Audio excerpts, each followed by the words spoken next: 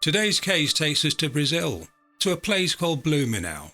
Blumenau is known as the most German of all Brazilian cities, and has a population of just over 360,000 people, according to the 2020 census. It has a number of attractions, but one that brings in excess of 600,000 visitors every year is their annual Oktoberfest festival, where descendants of the city's founders celebrate their heritage. The festival came into existence, or was first held in 1983, and runs for a little over 2 weeks every October. It's one of the main sources of revenue for the city. People dress up in German costumes. They eat German food. And they dance to German music. And it even has a queen and a number of princesses who walk around opening a variety of events while representing the whole experience of German culture. The Brazilian people can't get enough of this tradition, as they absolutely love it, especially as it's a fun-packed event with thousands of smiling faces. However, today we're not looking at something to celebrate or that's considered fun.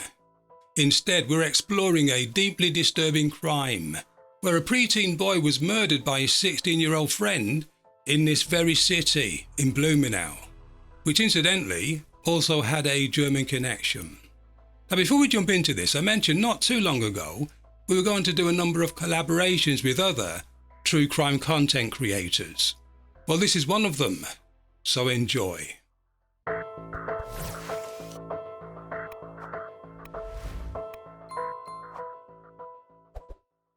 The two boys were named Daniel Petry, who was 16, and 12-year-old Gabriel Khun. Gabriel was born in 1995, and along with his younger brother Stephen, they lived with their parents in a stable environment. He was a diligent student at school and had a good relationship with his parents. Like most young people, he was fascinated by the internet, particularly with video games. The 12-year-old spent a lot of time online talking to people from all over the world. He even set up his own server to invite his online friends to join him there. Somewhere along the line, no one knows exactly when, but he created an account to play Tibia, a multiplayer role-playing game, which was one of the earliest online games to be launched. Tibia was made available, ironically, via a German-based company called Zipsoft 10 years earlier in '97. And it was through this game Gabriel met Daniel. It wasn't long before they became friends. Their friendship developed into a close one over time, as they spent many hours communicating with each other as a result of their obsession with Tibia. As their friendship grew, they began sharing personal information about each other to each other. Something that took them both by surprise was this. They soon realised they were in fact neighbours, both living in Blumenau, with their homes within walking distance. What are the odds of that happening? This revelation brought them even closer, as Daniel, the older of the two, started visiting his new friend in real life. Between them, they no doubt played Tibia together, looking for ways to improve their skill. However, Gabriel's mother wasn't too impressed with her son's new friend. She found his personality and mannerisms a little odd, causing her to question his trustworthiness. In addition to that, she felt Daniel should have friends closer to his own age, as he was 16, while Gabriel was 4 years his junior. After a while though, she realised the two boys were getting along well. Her initial concerns soon evaporated when observing how her son was enjoying his time with Daniel. This convinced her he was okay, so she took a step back to let them do what boys do. In time, she even went as far as allowing Daniel to visit Gabriel without other family members being present. Gabriel's mum had no idea that her son's new friend was actually a disturbed monster, which will soon be revealed. Daniel was born in 1991, and his experience with life was almost the opposite to Gabriel's stable upbringing. The only main things that they really even had in common were an obsession with Tibia, plus the fact that they were both born and lived in the same city. Daniel's background was eye-opening. He had a disruptive childhood and somewhat of a reputation for being a local bully to the other kids in the area, meaning he could switch from being laid back and easygoing to an extremely aggressive type of person, displaying antisocial behavior. It wasn't unusual at all for him to get involved in conflict in some sort of way. He would often avoid going to school, and it was this behavior that opened up a rift within his family, or at the very least created a strong sense of disappointment. Daniel's mother had also been growing increasingly anxious over his continually worsening mental health. The family were well aware that something was going on internally regarding his social development, but they didn't really know what it was. His mom did seem to be a caring parent, as she arranged for her son to see several psychiatrists to help figure out what was going on. Although Daniel did attend these sessions, he soon decided it wasn't really for him and stopped going. Whatever psychiatric disorder he may have been affected by was never diagnosed due to his refusal to submit himself to the assessments. The primary reason for his refusal centered on his obsession with tibia. He preferred isolating himself from everyone, watching TV, or putting all of his energy into his favorite video game. And this meant that most of his time was spent in his bedroom online, discussing strategies with people like Gabriel while looking for opportunities to level up on tibia. He was, in effect, distancing himself from the real world. In a similar way to other online games, tibia features an online currency known as tibia coins. Players can purchase these coins to buy outfits, runes, or potions, or really any other items to be used in the game. Players can also loan these coins to other players. One day, when Gabriel was talking to Daniel about their passion for tibia, he asked Daniel for a favor. He needed 20,000 tibia coins, asking Daniel to loan them to him. The request was granted, providing of course that Gabriel paid his friend back in a timely fashion, which he agreed to do. Remember, the 12-year-old already had his own server, and this was where he would invite his friends to come and discuss things together.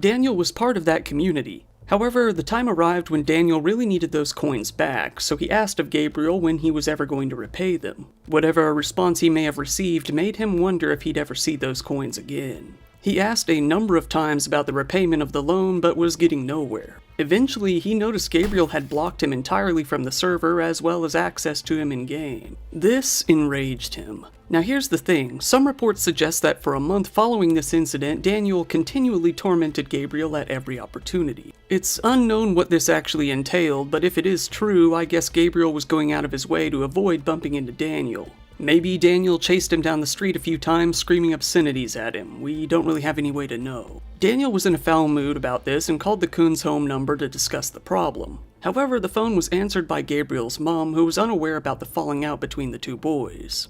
She explained that she'd be out of town for a while, and as she didn't really mind Daniel visiting her son, she told him that Gabriel would be home alone. Those were the exact words that the 16-year-old needed to hear. Unknowingly, she'd just sealed her son's fate. So on the 23rd of July in 2007, he paid a visit to the home and knocked on the door. At first, there was no reply. He then tried to enter the property himself, but it was impossible as all the doors were locked. He then knocked several more times until Gabriel finally spoke to him. Gabriel at this point didn't open the door due to being scared. He knew his so-called friend was in a pretty bad mood with him, so instead he listened through the door to what Daniel was saying. Daniel was telling him that, if he opened the door and let him in, they could resolve the whole dispute providing he got an apology from Gabriel. All the while they were talking, he continually made that point clear, that everything would be fine if the 12-year-old simply apologized. This convinced Gabriel to open the door, which turned out to be the biggest mistake he had ever made in his short life. As soon as the door opened, Daniel entered the house, locking it behind him. He then immediately started to beat his friend with vicious intent, as he was much bigger and stronger than Gabriel, who of course wasn't expecting this and failed to defend himself. The beating was savage, drawing blood, and the violent offender took the terrified Gabriel to his bedroom where he SA'd him. We all know what that means. It was so acute that the bed sheets became covered in blood. After Daniel was satisfied, he then allowed the young victim some breathing room, and it was during this brief gap that Gabriel said something which sent Daniel into a complete and utter rage. What he had said was a threat towards Daniel, telling him that he was going to report what had happened to his mom, while also divulging some personal details about Daniel's life. That was the second biggest mistake he made that day. In an uncontrollable fit of anger, Daniel grabbed the cords belonging to a game console and wrapped it around Gabriel's neck, strangling him until he went limp. He then presumed his friend was dead. In the hallway of the house there was a door, and above that door was an attic. Daniel figured it could be used to hide the body. Therefore, he tried lifting Gabriel up into the attic space, but he wasn't strong enough. What he did next was particularly diabolical. He ran around the property, searching for something sharp, eventually finding a knife plus a hacksaw. Returning to his friend's lifeless body, in an attempt to make it lighter, he did the unthinkable. Yes, he spent time cutting one of the legs off. We're talking about the entire leg, cut just below the pelvis bones. While in the process of cutting him up, something truly inconceivable took place. Gabriel actually woke up. He was still very much alive. The young boy immediately let out a blood-curdling scream, and you'd think that this would be enough to cause Daniel to stop this barbaric act. To the complete contrary, it actually elevated his mood as he continued slicing away, even twisting the blade in a variety of angles to significantly increase the pain. Eventually, the leg was dismembered, but this evil 16-year-old monster wasn't finished yet as he moved on to the other leg, severing that one, leaving him in complete shock before his life expired. The autopsy report chillingly revealed that he was still alive throughout the entire ordeal. It was the shock plus the blood loss that actually resulted in his death. Once the body was effectively cut in half, Daniel wrapped the cable around it in order to hoist the body up to the attic space to hide it. However, it was still too heavy, leading him to abandon that idea. What he did next was completely outrageous. He callously carved the tibia game symbol into Gabriel's chest, and when finished, he fled the blood-spattered scene, leaving the body in the hallway by the door. The 12-year-old's legs were left only a few yards away, lying next to the hacksaw. The next person to arrive at the home would be traumatized for life. Sadly, it just happened to be Gabriel's younger brother, Stephen, who found his sibling butchered. It's hard to imagine exactly what went through his young mind, apart from the terror he was experiencing. He immediately fled out into the street, screaming at the top of his lungs, which alerted the attention of a neighbor who didn't hesitate to contact the police. When the police arrived to find the condition that Gabriel was left in and the horrendous blood-spattered walls, I'm pretty sure that even the most experienced among them were severely affected by the scene. While they were investigating, they quickly got a break as Gabriel's computer held vital information about his ongoing conflict with Daniel. Authorities needed to learn more about this as it could prove beneficial in relation to the ongoing investigation. They then paid a visit to the young man at his own home, who didn't hesitate to admit that yes, he had ended his friend's life. The information found on his PC was acutely important, leading to his arrest and subsequent police interview. Something unusual happened during his interrogation. For a 16-year-old, he was very happy to explain in great detail every single action and the feelings they provided when he was chopping his friend up. While sharing this, he remained remarkably calm until they asked him if he sexually interfered with his victim. That question made him angry, as he denied anything associating him to homosexuality.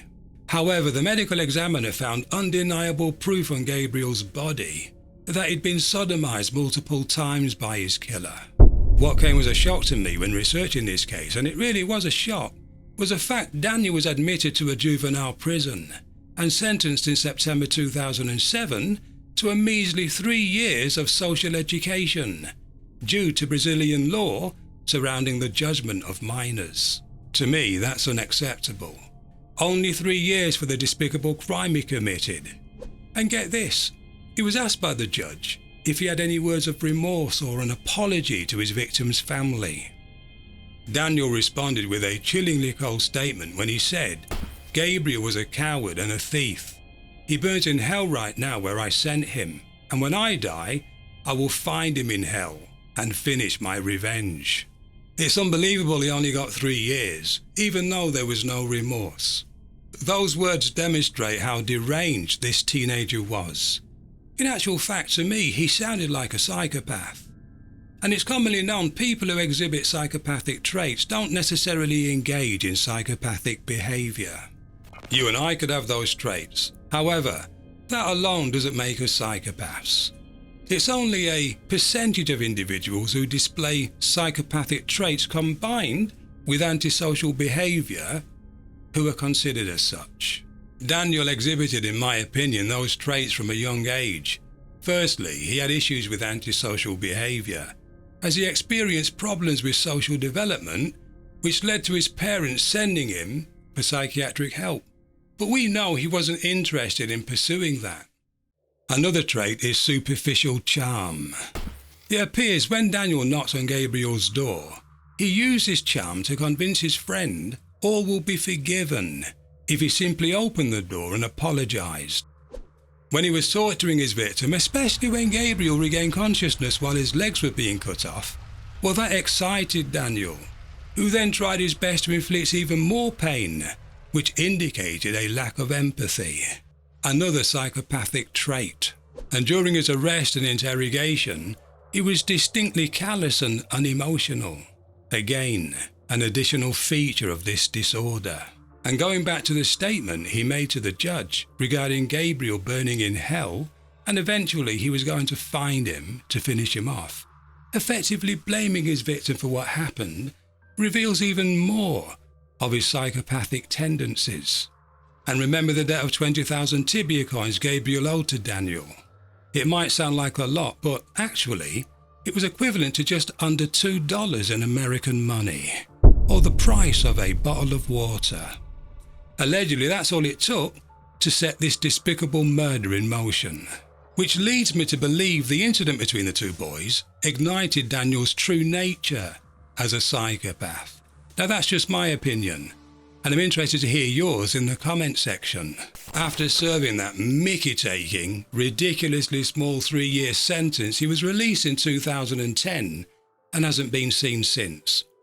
Although Interpol profilers as well as the psychiatrists who saw him all agree that wherever he now lives, providing he's still alive, he is most definitely active with online gaming, looking for new victims.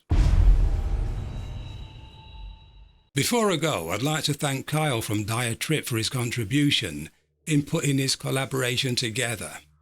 A link to his channel can be found in the description box down below. Now, Kyle has in excess of 350,000 subscribers, and his content is truly intriguing. Those of you who haven't come across him yet most definitely won't be disappointed, so go and check him out. Thanks for having me on this collab, I appreciate it. Well, once again, I'm grateful for your contribution to this video, Kyle. Thanks a lot for that, my friend. Well, I'm Royston. Thanks for watching, and I'll see you in the next one.